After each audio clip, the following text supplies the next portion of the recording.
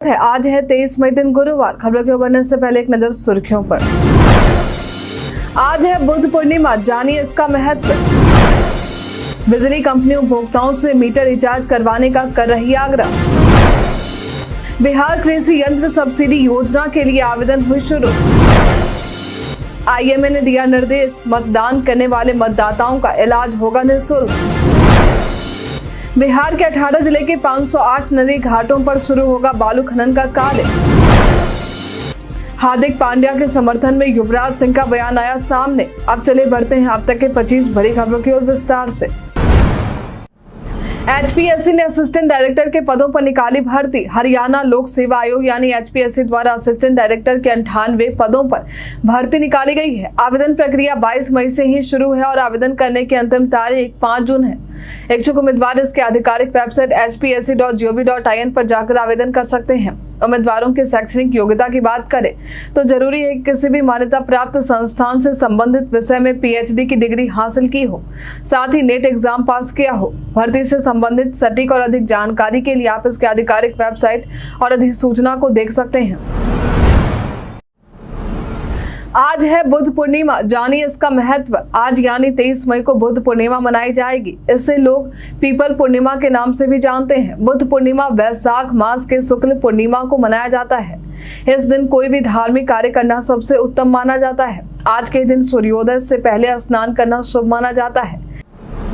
25 मई को होने वाले छठे चरण के चुनाव के तहत सील हुआ भारत नेपाल बॉर्डर। 25 मई को छठे चरण का चुनाव होने वाला है। इस चुनाव के तहत चुनाव आयोग के निर्देश पर भारत नेपाल सीमा को 25 मई शाम 6 बजे तक सील कर दिया गया है। 25 मई को मतदान के बाद बॉर्डर खोल दिया जाएगा। बता दें कि ये फैसला शांतिपूर्ण तरीके से चुनाव आयोजित हो सके, इसके लिए लिया गया है। हालांकि इस दौरान इमरजेंसी सेवाएं चालू रहेंगी। भारत नेपाल बॉर्डर पर सुरक्षा बल सख्ती के साथ तैनात रहेंगे। चुनाव से पहले एसएसबी के तरफ से बॉर्डर पर सख्ती के साथ जांच की जा रही है। जो लोग नेपाल से भारत और भारत से नेपाल की तरफ जा रहे हैं उन्हें अब पैदल ही अपने देश लौटना पड़ रहा है। बिजली कंपनी उपभोक्ताओं से मीटर रिचार्ज करवाने का कर रही आग्रह। 2 मई से स्मार्ट प्रीपेड मीटर में तकनीकी समस्या चल रही थी, जो अब दूर हो चुकी है। जिन भी उपभोक्ताओं ने अपने मीटर रिचार्ज नहीं करवाए हैं वे 3 दिनों के अंदर मीटर रिचार्ज करवा लें। बिजली कंपनी भी उपभोक्ताओं से ये आग्रह कर रही है। उपभोक्ताओं को बिजली कंपनी ये मैसेज मंगलवार से ही भेज रही है। यदि उपभोक्ता रिचार्ज नहीं करवाते हैं तो शुक्रवार से उनके बिजली कनेक्शन काटने शुरू कर दिए जाएंगे। हालांकि इसे लेकर बिजली कंपनी के एक अधिकारी ने बताया है कि गर्मी का मौसम है, एक साथ सभी बकायेदारों का कनेक्शन नहीं काटा जाएगा। बिहार में 18 जिले के 508 नदी घाटों पर शुरू होगा बालू खनन का कार्य। बिहार में बालू खनन का कार्य 18 जिले के 508 नदी घाटों पर जल्द ही शुरू होने वाला है। बालू खनन के लिए इन घाटों को शुरू करने के लिए कई औपचारिकताएं तेज कर दी गई हैं। इसके तहत लगभग 337 क्लस्टरों की नीलामी की जाएगी। आपको बता दें कि वर्तमान में 118 बालू घाटों पर खनन का कार्य चल रहा है। इसमें सबसे अधिक बालू घाट भोजपुर जिले में है। यहाँ पर करीब 28 घाटों पर बालू खनन का कार्य चल रहा है। इसके बाद पटना में 17, गया और जमुई में 14, रोहतास में 10 घाटों पर बालू खनन का ये कार्य चल रहा है। पटना दर्शन, राजगीर और बोधगया के लिए पर्यटन निगम ने जारी किया टूर पैकेज। पटना दर्शन, पावापुरी, ककोलत, नालंदा, राजगीर और बोधगया के लिए बिहार राज्य पर्यटन विकास निगम द्वारा टूर पैकेज जारी किया गया है। ये टूर पैकेज 1 दिवसीय है, जिसका समय सुबह के 7 बजे से लेकर रात के 8 बजे तक है। इससे 1 दिवसीय टूर पैकेज के लिए 2700 रुपए निर्धारित किए गए हैं। इस टूर पैकेज का लाभ उठाने वाले पर्यटकों को भ्रमण के दौरान सुबह का नाश्ता, दोपहर में लंच, शाम में स्नैक्स, पीने का पानी, टिकट आदि चीजें मुहैया करवाई जाएंगी। आपको बता दें कि पहला टूर पैकेज पटना से पावापुरी और ककोलत के लिए है। दूसरा पैकेज पटना दर्शन के लिए है, जिसमें गांधी सेतु, बिहार संग्रहालय, गुरुद्वारा, बुद्ध स्मृति पार्क, गांधी मैदान, मरीन ड्राइव आदि जगह घुमाए जाएंगे। तीसरा टूर पैकेज पटना, नालंदा, राजगीर के लिए है और चौथा पटना से बोधगया, विष्णुपद मंदिर और महाबोधि मंदिर के लिए है। इस टूर पैकेज का लाभ उठाने के इच्छुक पर्यटक दरोगा राय पथ स्थित सिख हेरिटेज जाएंगे और ऑफलाइन तरीके से अपनी बुकिंग करवाएंगे। प्रत्येक पैकेज का संचालन शनिवार और रविवार को किया जाएगा। 24 मई को बिहार विश्वविद्यालय में असिस्टेंट प्रोफेसरों की भर्ती के लिए शुरू होगा इंटरव्यू। बिहार के विश्वविद्यालयों में असिस्टेंट प्रोफेसर की भर्ती के लिए 24 मई से इंटरव्यू शुरू होने वाला है। ये भर्ती कुल 4108 रिक्त पदों पर की जाएंगी।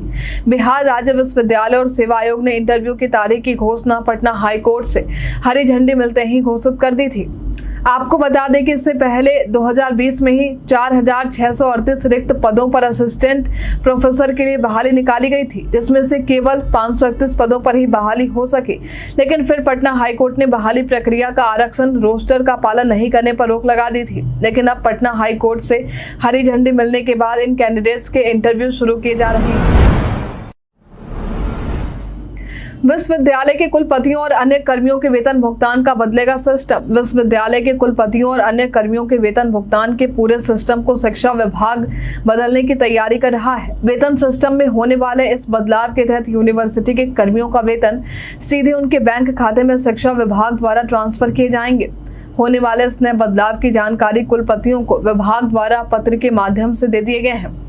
पत्र के जरिए कहा गया है कि शिक्षक और शिक्षकेतर कर्मी के वेतन भुगतान के लिए नई व्यवस्था लागू की जानी है।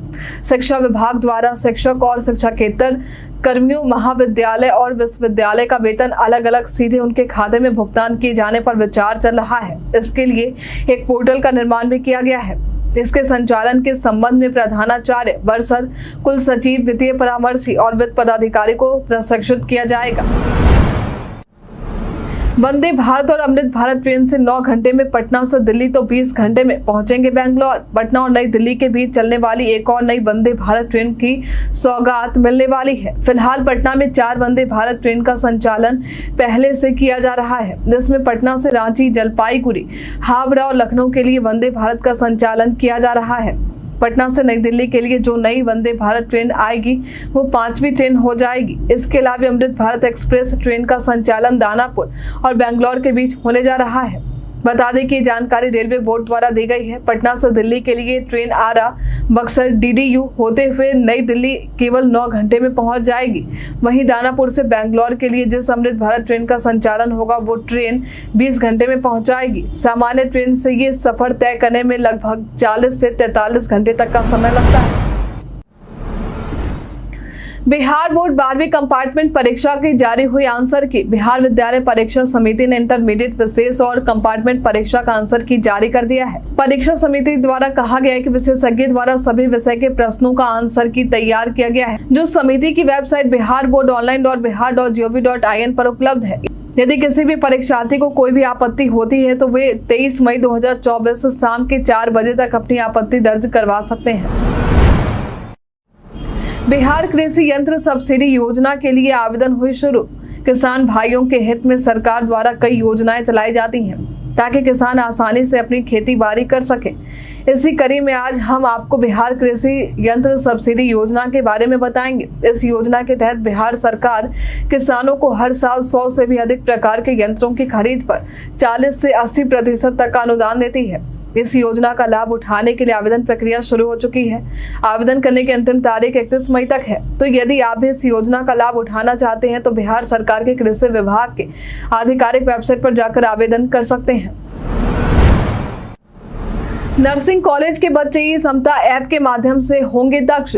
नर्सिंग के विभिन्न कोर्स के लिए ऑनलाइन पढ़ाई की सुविधा ई समता ऐप के माध्यम से राज्य के नर्सिंग कॉलेजों के बच्चों के लिए शुरू हुई है। बच्चे चाहे तो पाठ्य सामग्री को ANM स्टूडेंट ऐप के माध्यम से डाउनलोड कर सकेंगे। इस पाठ्य सामग्री का उपयोग संस्थान के फैकल्टी भी अपने ज्ञान वर्धन के लिए कर सकते हैं।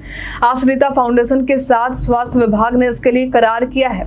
नर्सिंग संस्थानों को ये सुविधा रजिस्ट्रेशन काउंसिल के माध्यम से एकदम मुफ्त दी जाएगी। कोई भी राशि स्वास्थ्य विभाग को इसके लिए खर्च नहीं करने होंगे। 5:45 पर शिक्षकों को स्कूल आने के निर्देश वाला शिक्षा विभाग का लेटर निकला फर्जी। सोशल मीडिया पर बिहार शिक्षा विभाग का एक लेटर तेजी से वायरल हो रहा है, जहां बताया जा रहा है कि शिक्षा विभाग ने शिक्षकों को सुबह 5:45 पर स्कूल पहुंचने के निर्देश दिए हैं और शिक्षकों को 6:05 पर नोट कैम ऐप के माध्यम से फोटो भेजने की बात कही है। लेकिन आपको बता दें कि ये लेटर पूरी तरह से फर्जी है। नए पत्र के मुताबिक बताया गया है कि शिक्षकों को स्कूल में सुबह 6 बजे पहुंचना जरूरी होगा और फोटो क्लिक करके हेडमास्टर ग्रुप में 6:15 तक फोटो क्लिक करके भेजना होगा। फिर 12 बजे तक बच्चों की छुट्टी कर दी जाएगी। उसके बाद दोपहर के 12 बजे तक स्कूल में बच्चों की छुट्टी कर दी जाएगी। साथ ही 12 बजे से लेकर दोपहर के 1:30 बजे तक मिशन दक्ष के तहत विशेष कक्षा का संचालन होगा। उसके बाद शिक्षक 12 बजे से लेकर 1:30 बजे तक की अवधि में फोटो क्लिक करके ग्रुप में शेयर करेंगे।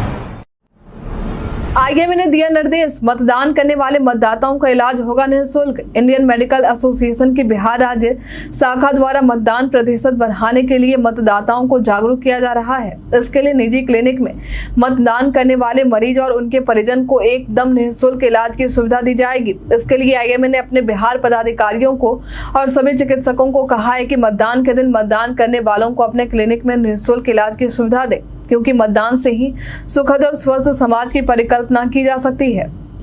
मतदाताओं को जागरूक करने के लिए आईएमए द्वारा चलाई जा रही ये पहल आपको कैसी लगी, हमें कमेंट में लिखकर जरूर बताएं। प्रदेश में आज अधिकतर जगहों पर बारिश की संभावना। बिहार में इन दिनों लगातार मौसम में बदलाव को लेकर आशंका जताई जा रही है। बारिश को लेकर तो मौसम विभाग द्वारा ऑरेंज अलर्ट भी जारी किया गया है। आज प्रदेश में अधिकतर जगहों पर बारिश की संभावना जताई गई है। प्रदेश में आज 1 या 2 जगहों पर मेघ गर्जन या वज्रपात को लेकर चेतावनी जारी की गई है। प्रदेश में आज का अधिकतम तापमान 36 से 38 डिग्री और न्यूनतम तापमान 26 से 28 डिग्री रहने की संभावना जताई गई है। पटना से इन शहरों के लिए चलेंगी नई बसें। राज्य सरकार द्वारा पटना से अन्य शहरों के लिए नई बसें चलाने का फैसला लिया गया है, ताकि राजधानी पटना से अन्य शहरों की कनेक्टिविटी अच्छी हो सके। बिहार के कुल 54 छोटे बड़े शहरों के लिए बसें चलाई जाएंगी। जिन 54 शहरों के लिए बसों का परिचालन होगा, उसे चलाने के लिए रिक्तियों को सार्वजनिक कर दिया गया है। पटना से कई अन्य शहर बस के जरिए सड़क मार्ग से जुड़ेंगे तो आने जाने की सुविधा होगी। पटना से जिन रूटों पर बसों का संचालन होगा, उनमें भागलपुर, बांका, सीतामढ़ी, गोपालगंज, सिवान, खगड़िया, मधेपुरा, भभुआ, बेगूसराय, मधुबनी, सुपौल, दरभंगा, समस्तीपुर, किशनगंज, मुंगेर, बेतिया, सासाराम, जयनगर, औरंगाबाद, नवादा, देव, आदापुर, लौकहा, वीरपुर, डेहरी, लहेरियासराय, झंझारपुर, पाली, तिलपा, जमालपुर, मधवापुर, पिपरौना, बेला, परसौनी, कुनौली, अंधरामठ, मधुपुर, बिशुनपुरा, सेकटा, अख्ता, भिट्टा मोड़, भिसुआ बाजार, रसियारी, गोह, सिकंदरा, निर्मली, कुचाई कोट, साहर घाट, कटैया, पगरा, जंदाहा, चिनारी, कौआकोल शहर शामिल है। बिहटा एयरपोर्ट पर ताजा अपडेट आया सामने। पटना एयरपोर्ट पर बोझ बढ़ने के बाद वित्तीय वर्ष 2015-16 में बिहटा वायुसेना के एयरबेस को हवाई अड्डा बनाने की बात सामने आई थी, जिसके बाद राज्य सरकार से हवाई अड्डा प्राधिकरण ने जमीन की मांग की। राज्य सरकार द्वारा 108 एकड़ जमीन उपलब्ध करवाई गई, जिसे चारों तरफ बाउंड्री वॉल किया गया। हालांकि अब तक ये काम नहीं लटका हुआ है, लेकिन एक बार फिर से जिला प्रशासन द्वारा 8 एकड़ जमीन 1 महीने के अंदर उपलब्ध करवाने का दावा किया गया है। लेकिन जब तक बिहटा एयरपोर्ट के लिए पूरी जमीन नहीं मिलती है, तब तक बिहटा एयरपोर्ट का सपना साकार नहीं हो पाएगा। बीआरए बिहार विश्वविद्यालय में प्री लॉ या एलएलबी में एडमिशन के लिए देना होगा एंट्रेंस। बीआरए बिहार विश्वविद्यालय के लॉ कॉलेजों में संचालित प्री लॉ और एलएलबी में एडमिशन के लिए अब प्रवेश परीक्षा देना जरूरी होगा। प्रवेश परीक्षा को लेकर विश्वविद्यालय की तरफ से प्रस्ताव भी तैयार किया गया है। इसके लिए छात्र और छात्राओं को लगभग 4 लॉ कॉलेजों में मौजूद 1000 से अधिक सीटों पर नामांकन के लिए ऑनलाइन तरीके से आवेदन करना होगा। विश्वविद्यालय द्वारा ऑनलाइन आवेदन के लिए पोर्टल का लिंक एक्टिव किया जा चुका है। अगले महीने से ऑनलाइन आवेदन की प्रक्रिया शुरू हो सकती है। आवेदन करने के बाद विश्वविद्यालय अपने स्तर से बच्चों की प्रवेश परीक्षा लेगा, फिर मेधा सूची जारी की जाएगी। उसके बाद बच्चों का नामांकन मेरिट लिस्ट के आधार पर होगा। शराब तस्करी मामले में पुलिस को एक और सफलता लगी हाथ। बिहार में शराब तस्करी मामले में एक बार फिर से सफलता मिली है। दरअसल औरंगाबाद के कासमा थाना की पुलिस ने दुगुल मोड़ के नजदीक एक कारोबारी के साथ भारी मात्रा में शराब लदे बाइक को जब्त किया है। पुलिस ने ये कार्रवाई गुप्त सूचना के आधार पर की है। इस मामले की जानकारी देते हुए कासमा पुलिस ने बताया है कि दुगुल मोड़ के समीप 75 लीटर देसी महुआ शराब के साथ शराब कारोबारी को गिरफ्तार किया गया है। शराब तस्कर की पहचान छोटू कुमार के नाम से की गई है। बीजेपी से निष्कासित किए जाने के बाद पवन सिंह का बयान आया सामने। काराकाट से निर्दलीय उम्मीदवार के रूप में चुनाव में खड़े हुए भोजपुरी स्टार पवन सिंह को बीजेपी द्वारा पार्टी से निष्कासित कर दिया गया है। बीजेपी द्वारा एक बयान जारी करते हुए कहा गया है कि पार्टी के फैसले के खिलाफ काराकाट लोकसभा सीट से निर्दलीय उम्मीदवार के तौर पर चुनाव लड़ने पर पवन सिंह को तत्काल प्रभाव से भाजपा से निलंबित कर दिया गया है। अब बीजेपी के इस कार्रवाई के बाद पवन सिंह ने अपनी बातें सोशल मीडिया पोस्ट एक्स पर साझा की है। पोस्ट में पवन सिंह ने लिखा है कि कल भी महाभारत में अभिमन्यु अकेला था। कृष्ण और पांडव के होते हुए चक्रव्यूह में घेर कर राक्षसों ने मारा था। आज भी रण में अभिमन्यु अकेला है, लेकिन जनता उसके साथ है। भाजपा ने अपना चुनावी वीडियो सॉन्ग किया रिलीज। अपना चुनावी वीडियो सॉन्ग बुधवार को बीजेपी द्वारा लॉन्च किया गया है। चुनावी वीडियो सॉन्ग रिलीज करने का कार्यक्रम चाणक्य होटल स्थित मीडिया सेंटर में हुआ। इस वीडियो में पीएम मोदी के काम और बिहार के विकास की गाथा दिखाई गई है। चुनावी वीडियो सॉन्ग रिलीज करते हुए सम्राट चौधरी ने कहा है कि इस वीडियो के जरिए लोगों को जानकारी दी गई है और ये बताने की कोशिश की गई है कि प्रधानमंत्री ने बिहार सहित पूरे देश में कितना काम किया है। बिहार का विकास एनडीए की सरकार में जिस तरह से हुआ है उतना पहले कभी नहीं हुआ है। 400 पार सीट की बात कही जा रही है, तो वो सीट जनता कैसे देगी, इस वीडियो के जरिए समझा जा सकता है। तेजस्वी यादव ने बताया उपेंद्र कुशवाहा को हराने के लिए बीजेपी रच रही साजिश। काराकाट से निर्दलीय चुनाव लड़ने पर पवन सिंह को बीजेपी द्वारा पार्टी से निष्कासित किया जा चुका है। पवन सिंह को निष्कासित किए जाने के बाद इस पर तेजस्वी यादव का बयान सामने आया है।